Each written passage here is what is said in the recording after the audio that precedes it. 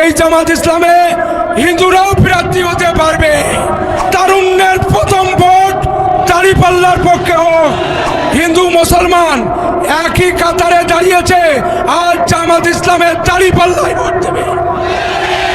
এখানে জামাত ইসলামকে মুসলমান ভাবলে হবে না। মুসলমান, হিন্দু, বৌদ্ধ, খ্রিস্টান নিয়ে আজ জামাত ইসলাম। এই জামাত ইসলামে হিন্দুরাও প্রার্থী হতে পারবে। এই জামাত ইসলামে খালি মুসলমানেরা না, হিন্দুরাও প্রার্থী হয়ে প্রমাণ করাই দেবে যে সাম্প্রদায়িক সম্প্রীতির দেশ বাংলাদেশ। আমাদের প্রথম স্লোগান হবে তারুণ্যের প্রথম ভোট দাঁড়িপাল্লার পক্ষে হোক। খালি এই স্লোগান দিলেই হবে না, পরবীন্দ্রের ভোট দাঁড়িপাল্লার পক্ষে হোক।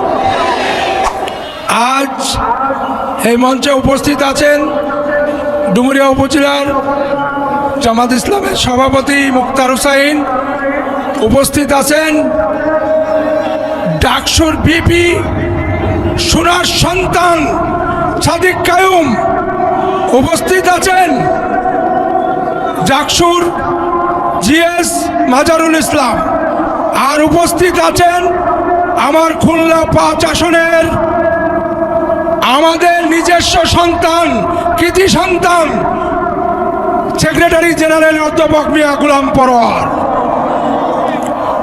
আমাদের প্রথম স্লোগান হবে তারুণ্যের প্রথম ভোট দাঁড়িপাল্লার পক্ষে হোক। খালি এই স্লোগান দিলেই হবে না, পরবীন্দ্রের ভোট দাঁড়িপাল্লার পক্ষে হোক। এই দেশে মানুষ মনে করে জামাত ইসলামী কমিউনাল দল, হিন্দু বিদ্বেষী দল না। জামাত ইসলাম জাতীয়তাবাদী শক্তিতে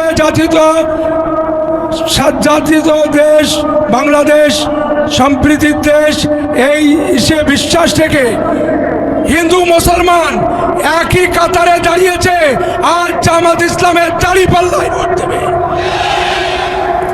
এখানে জামাত ইসলামকে মুসলমান ভাবলে হবে না। মুসলমান, হিন্দু, বৌদ্ধ, খ্রিস্টান নিয়ে আজ জামাত ইসলাম। এই জামাত ইসলামে হিন্দুরাও প্রার্থী হতে পারবে। এই জামাত ইসলামে খালি মুসলমানেরা না, হিন্দুরাও প্রার্থী হয়ে প্রমাণ করাই দেবে যে সাম্প্রদায়িক সম্প্রীতির দেশ বাংলাদেশ। সেই বাংলাদেশে আমরা জামাত ইসলামের দাঁড়িপাল্লা। আর আগামীতে বলে যায় যে অধ্যাপক মিয়া গোলাম পরোয়ার খুলনা ৫ আসন থেকে বিপুল ভোটে জয়যুক্ত করে সংসদে পাঠাতে হবেন। আপনারা রাজি আছেন? আমরা নির্বাচনের পরের দিন স্লোগানে দেখতে চাই মিয়া গোলাম পরোয়ার যেন তেন নেতা নয়, সারা বাংলাদেশের নেতা, সেক্রেটারি জেনারেল। এটা আমাদের ডুমুরিয়াবাসীর বুকের গর্ব। এই বলে আমি আমার কথা শেষ করছি, যেহেতু সময় কম, অনেক কিছু বলার ছিল, বলতে পারলাম না, পরে একদিন বলবো। সবাই ভালো থাকুন, সুন্দর থাকুন, এই কামনা করে শেষ করছি।